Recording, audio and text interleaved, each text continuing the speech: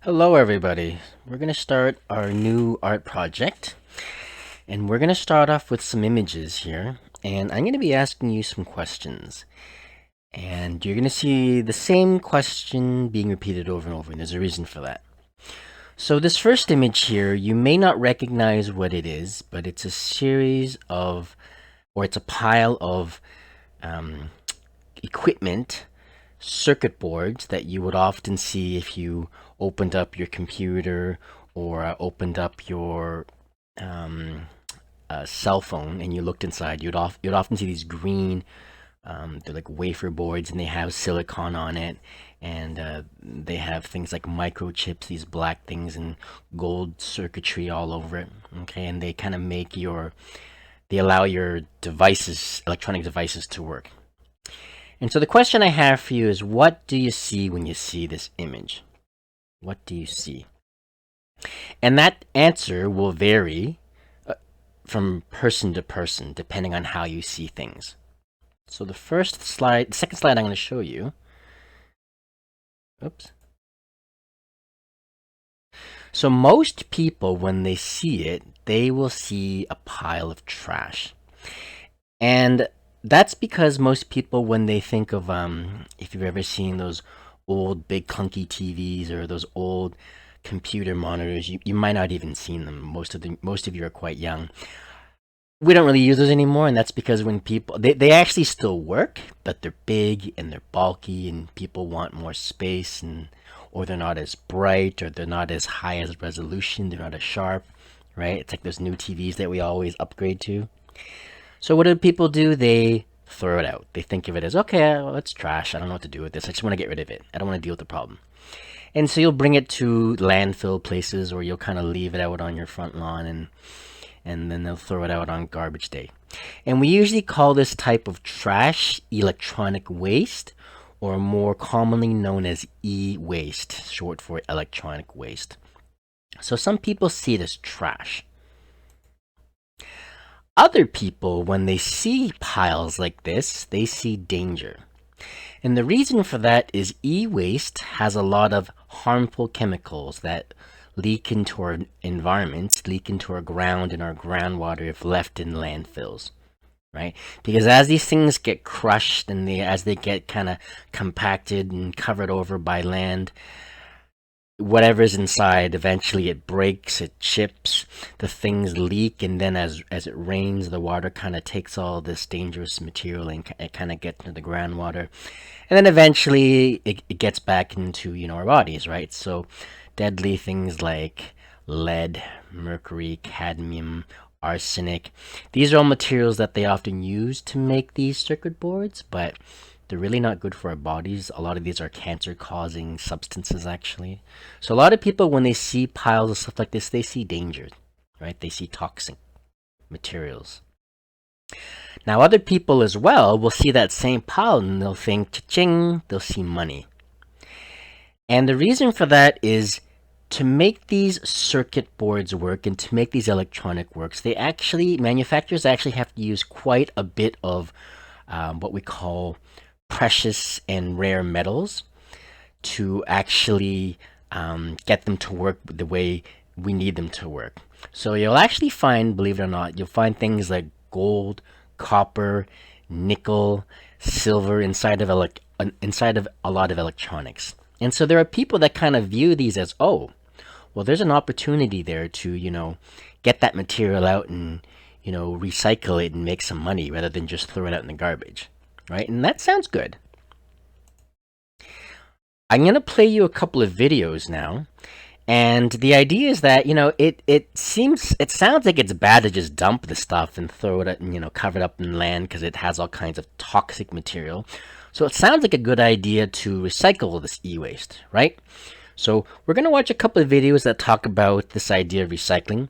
The first one I'm going to show you is a City of Toronto public service PSA, public service announcement. And the second one, Yo, I'm Chuck. Yo, Vince here, and we want your unwanted electronics. You got an old printer? We want it. Old cell phones? We want it. Computers from the pre-internet age? We want it. TV's encased in mahogany. We want it!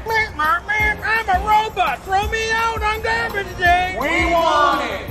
I don't want these old electronics. Wow! Thanks, pretty blonde lady. Quadraphonic stereo equipment. We want it! Keyboards, game consoles, speakers. We want it! Will you take my old phone? You know I will, because it's electronic. Woo! Give it to us. We'll take them free. It's easy. Just put them out on garbage day. Free pickup. You don't pay. We want it. We recycle them safely. No questions asked. We don't want to know your business. We want it! Do you recycle electronics? I do, because I am the city of Toronto. We want it! We're drowning in a sea of electronics. We want it! We're city of Toronto and we want your unwanted electronics. Go to toronto.ca/e-waste for more info. No electronic waste! We want it! Yeah, we do.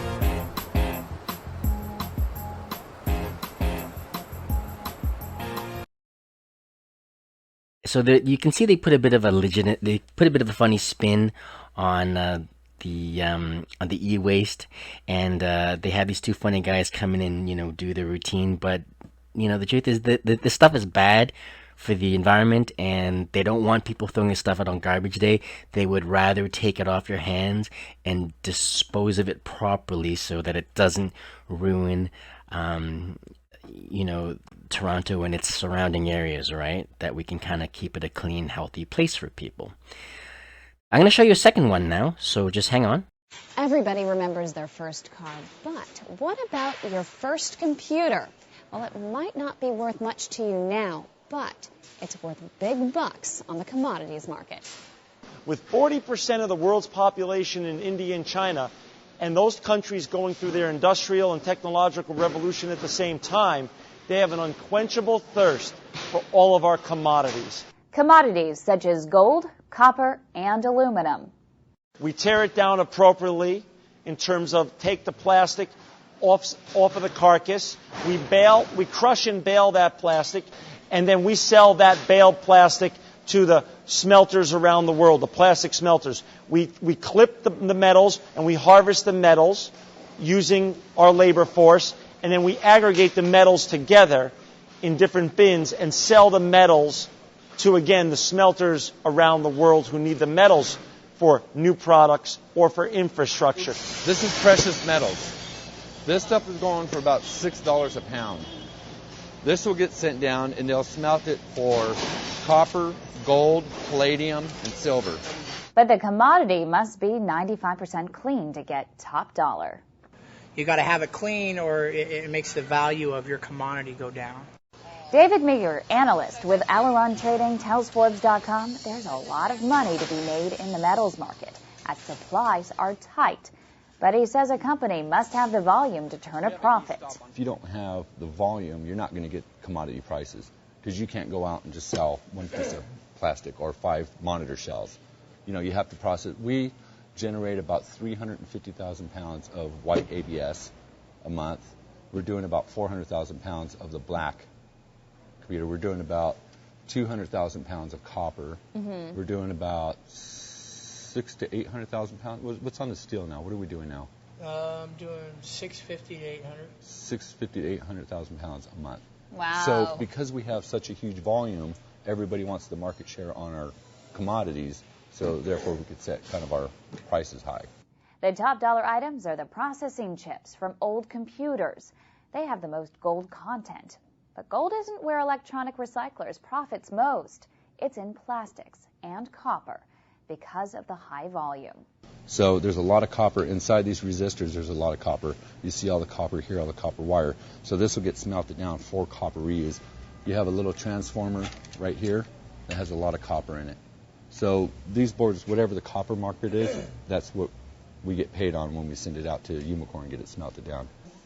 Now my Macintosh Classic is worth something. Copper recovery and plastics. In Fresno, California, I'm Kim McNicholas on the Forbes.com Video Network.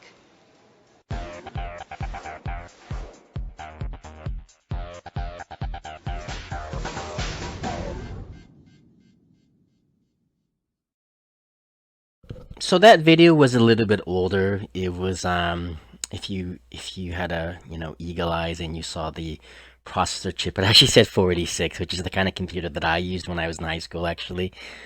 That would have easily been in the late 80s. So that's what it was like then. It was quite profitable to do recycling like that then. A little bit different now, okay? And I'm just gonna go back to our slides here. And what I want to talk about is what it's like right now. Because right now, in the way the world works right now, it's not quite so profitable. It's actually quite the opposite. And you'll notice here I've got a video here where they kind of show a lot of lines connecting North America and Asia. And the reason those lines are there is because a lot of the stuff is actually getting sent to other places to be recycled.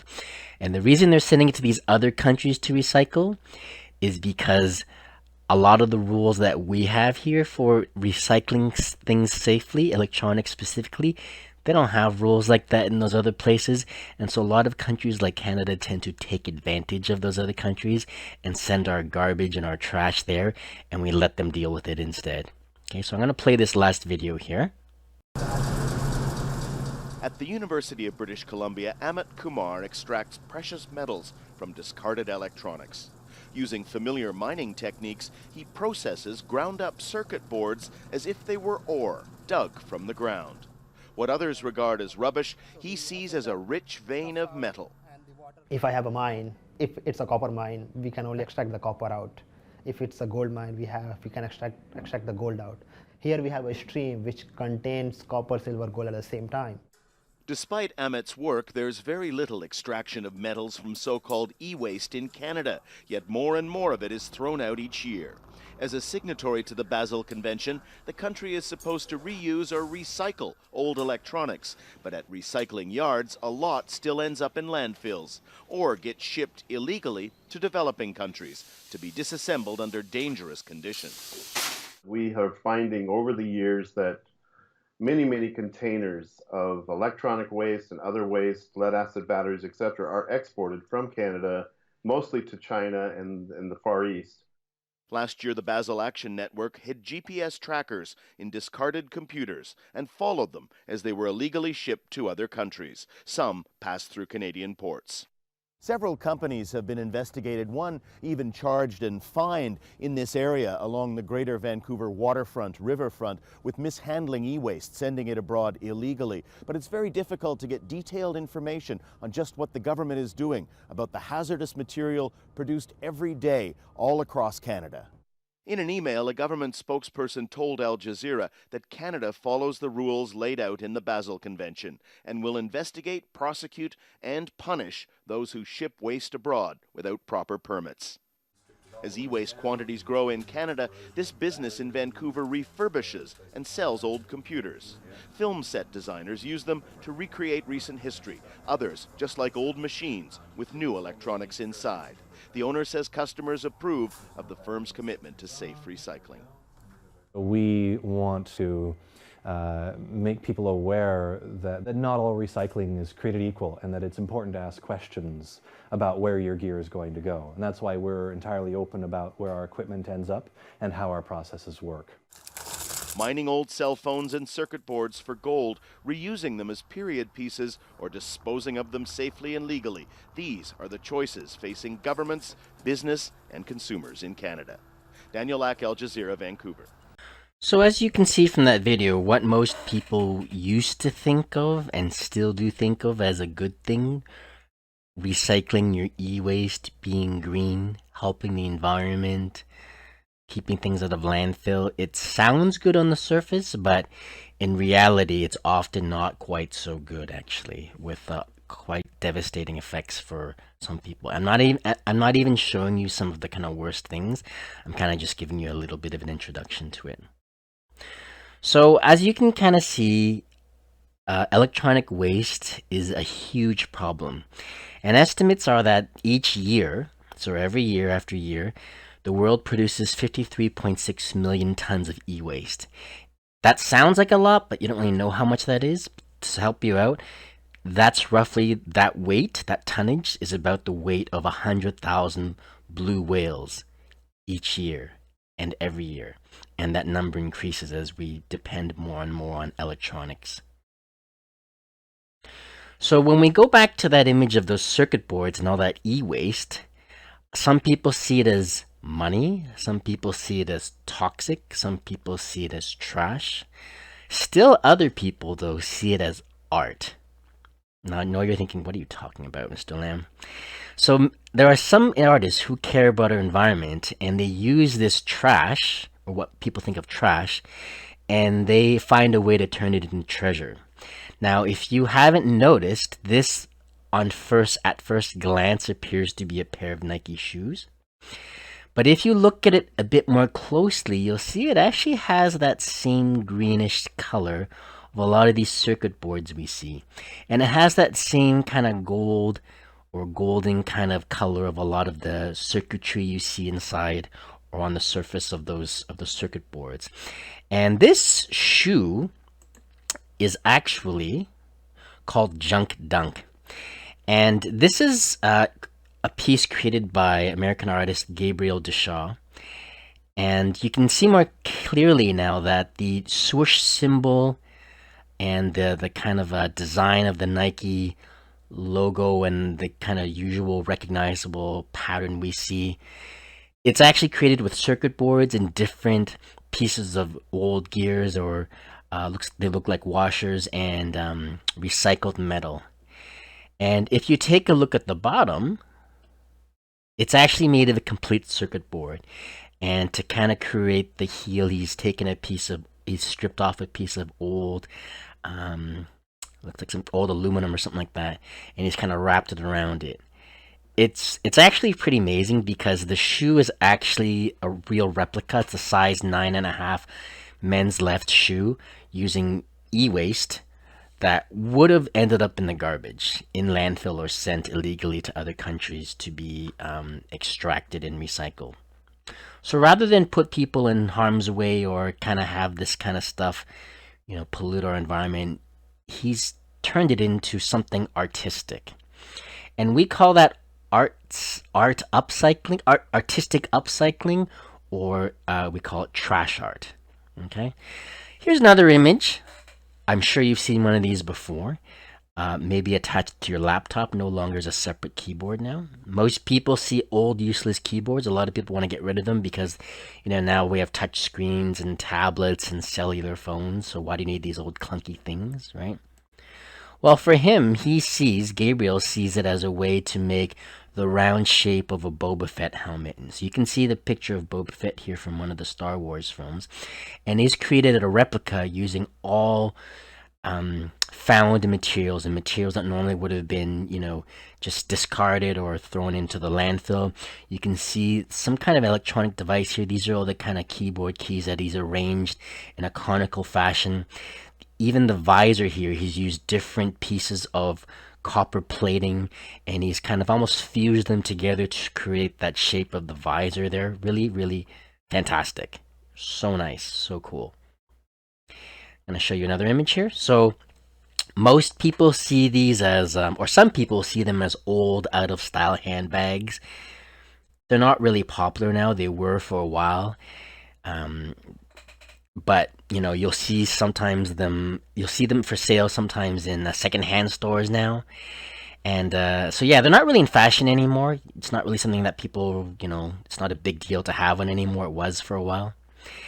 And so, rather than just let this stuff sit in these secondhand stores or be thrown out, that artist Gabriel Deshaw has seen that pattern as a way, and that flexible nature of the leather, as a way to kind of make the different patterns of Kylo Ren's face mask here. And you can see he's also combined it with the different stripes that you can, the kind of, I don't know what you call that, the kind of patterns you see on running shoes and stuff like that. So he's used all that material, and he's kind of fashioned this really cool replica of a Kylo Ren mask, right? Really, really creative. And the material hasn't changed. It's still a bag, right? But he's chosen to change the way he sees it, and he's seen a new use for it, right? So it's really about the way he perceives things and looks at them differently. Now again, you kind of probably get the idea here, right? I'm showing you what things most people see as old, useless tires, and you can see there's this massive heap of them in Spain. It's actually really frightening how many used tires there are, because after a while, you can't use them when their tread is gone. They're dangerous to use, right? But you can't really recycle them easily because of the type of rubber they're used, they're made with. And so some people have gotten really clever, and they've actually used them as a material to carve. And it almost looks like a Mandela, actually, from this perspective. But from the side here, you can really see how it's from a tire. And so trash art often uses no longer useful or thrown away items, and they make a piece of art that's nice to look at and, beautiful to admire. And like in this case, sometimes it's hard to see the original item it came from. It's not so obvious, but when you see it on this angle, it is. All right, like really clever, really, really clever. I never would have thought of doing that. Broken suitcases, right? Especially this one, it's kind of nasty, right? It's kind of old and dirty. These ones, I think, are from the 60s, that style, right? They're really not in vogue anymore, right? What can you do with that? Well, some people see it and they think of a way to reinvent it. So they've used it as a base for a or a side table by attaching table legs to it, right? Really nice and stylish now. In this case, they've used that old style luggage and they've kind of made it as almost as a canvas, or almost as a kind of a container for a diorama, right? And they're selling these things on websites like Etsy, right? And people love this kind of stuff. So trash art also reinvents items to give them a new purpose, and so that we can use them in a new way as well. Okay? So the real question you're going to be asking yourself during this unit is, will you see things that you find at home as trash? Or can you change your perception? Can you change the way you look at things? And can you see its hidden treasure? And can you see its hidden potential? And could you see another purpose for it? So like in the case of old shoes, they're old, they're dirty, they smell, they don't fit anymore, they're torn, the treads are all gone, they're slippery to wear. Just throw them out, right? Do you choose to see them as trash and just toss them? Or do you choose to see them like an artist, right? Where some people have painted the surface of the shoe with what's called a primer, like a gesso, and then they use it as a canvas and they draw all over and they paint all over it, right? So will you change your perspective and look at things differently? So I have a task for you now, and for the next 25 to 30 minutes, and I'm intentionally giving you a long time to do this, and there's a reason for it. So for the next 25 to 30 minutes, you're going to go look around your own room, or a room that you share, and I want you to look around your home, and if it's not raining, you could be looking in your backyard as well. You want to be on the lookout for as many things that you can find that you or your family no longer have a use for. You might need to dig through drawers or in closets, or maybe look in the basement, or if you're older and your parents are okay with you going through the garage. Look in those kinds of places, because the reason is those are the places where we kind of just dump stuff that we kind of forgot about, or dump stuff, or kind of just shove stuff that we don't really use anymore. We just kind of want out of the way, right? So things like our closets, right? The bottom of our drawers, usually, under stuff that we actually like and we actually use and that are important to us, we usually have out because we use it often or we want to see it. It's that stuff that we actually don't see very often and that we want to kind of just keep out of sight. That's actually the stuff that you want to find, right? So that's why I'm giving you more time to do this. You want to dig around and really kind of scavenge. Okay, so you want to find things that are usually forgotten or not really used anymore, or you don't feel you can use it anymore, or your family doesn't. The object can be broken, right, as long as it's safe, or they could be intact still, but maybe just not functional anymore. Maybe it doesn't work, but it's still intact. Now, as you go around and find this stuff, I would highly recommend you use a shopping bag, one of those small or one of those medium-sized plastic shopping bags that you can get at the grocery store. And the reason for that is as you find stuff, neat little trinkets or stuff that you think might be useful, right? Just pick it up, throw it in the bag. don't think about, how can I use this at the moment?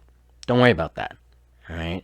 Just gather the stuff, and then later on we'll talk about how you can possibly see the hidden potential in these things. Okay. So just gather as much as you can, right? And do some serious digging. And if there's anything that you're not sure about, whether or not you can use if it doesn't belong to you, then just ask whoever it belongs to first if you're not sure.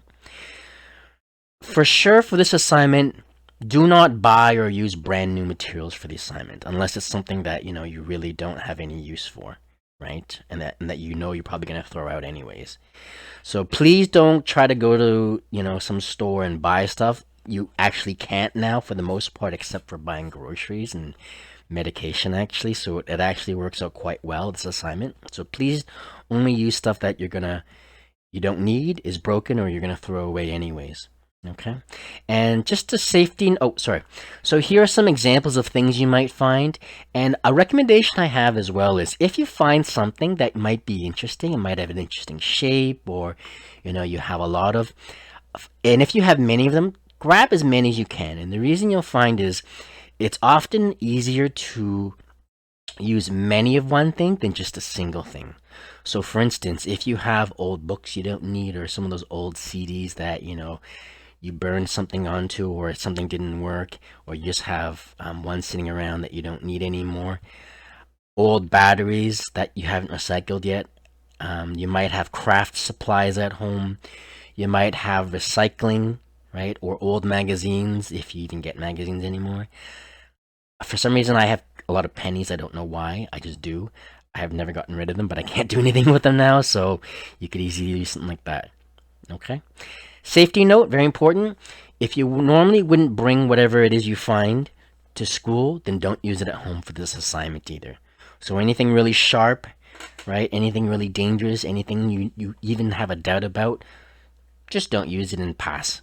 Okay. Or if you're not sure and you want to ask, bring it to me, or come back online and ask me first, and I'll tell you whether or not it's probably safe or not, or ask an adult at home. Okay. So we're going to give you 30 minutes. I will see you in 30 minutes time, and hopefully you gather a lot. Okay. Okay. So now that you're back with your materials, we're going to leave them for now. But what I want to do is I want to just end our time off together with some thoughts about this idea of changing your perspective, this idea of seeing things in a slightly different way. And I want to show you some more examples of how you might do that. And the reason is, between now and the next class, whenever that is, I want you to kind of keep this assignment in mind.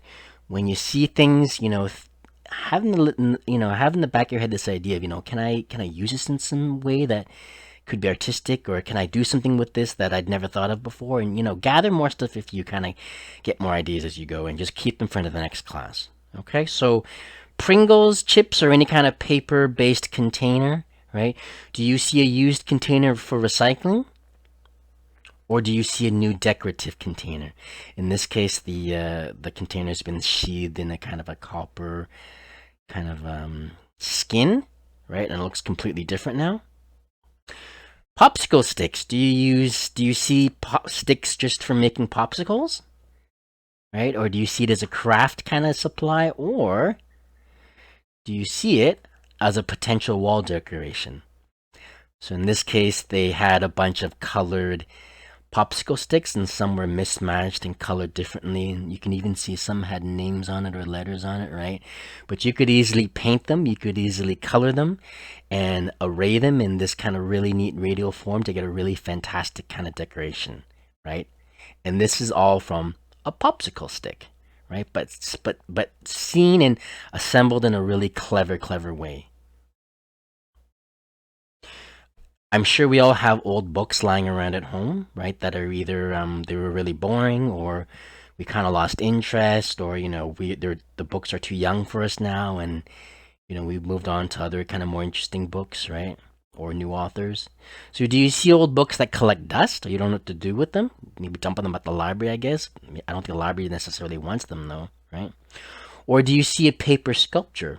So in this case, they've taken an old paperback, and what they've done is they've folded it in such a way to create a paper sculpture of a heart, almost like origami, actually. Like, that's really cool. I never would have thought of that. Do you see scratched records? Now, if you have vinyl at home, you might want to ask your mom or dad or whomever they belong to, because vinyl records are making a real comeback now, and they're really quite popular now. So just if you have any, ask first. Or do you see canvases that you can paint on? Right, so in this case, they painted them and they've made these really beautiful, they're almost like plates actually, these really beautiful flower paintings on each of the records. You can't even recognize them as records anymore, actually.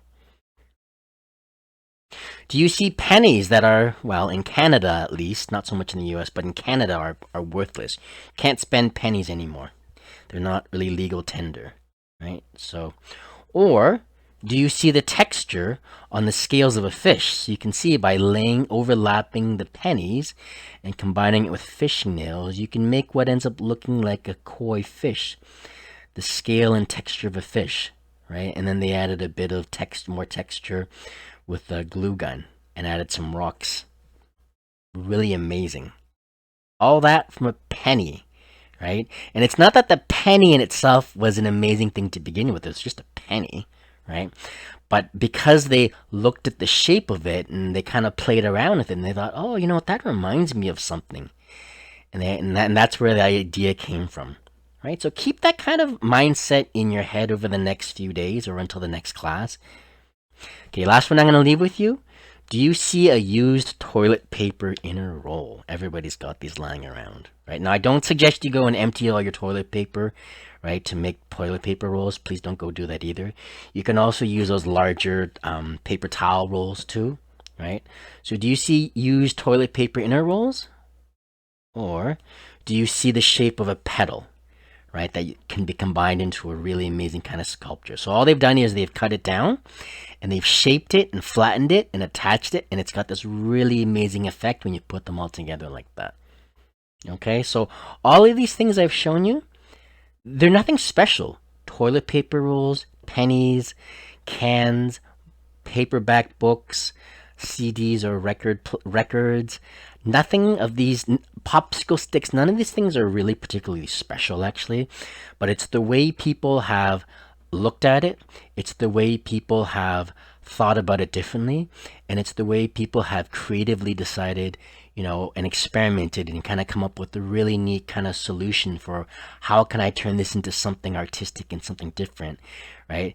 So this assignment is really a test, not so much of your skill, but more of really, how can you think creatively with the materials that you have at hand. Okay, so between now and next class, think about the objects you found or can find or continue to see in your home. And remember, don't go out and buy things, and just make good choices as far as objects if you're not sure, okay? So try to change the way you think about things. Stay on the lookout for other objects and their hidden potential. See if you can find the treasure in the trash, and we will see you next class.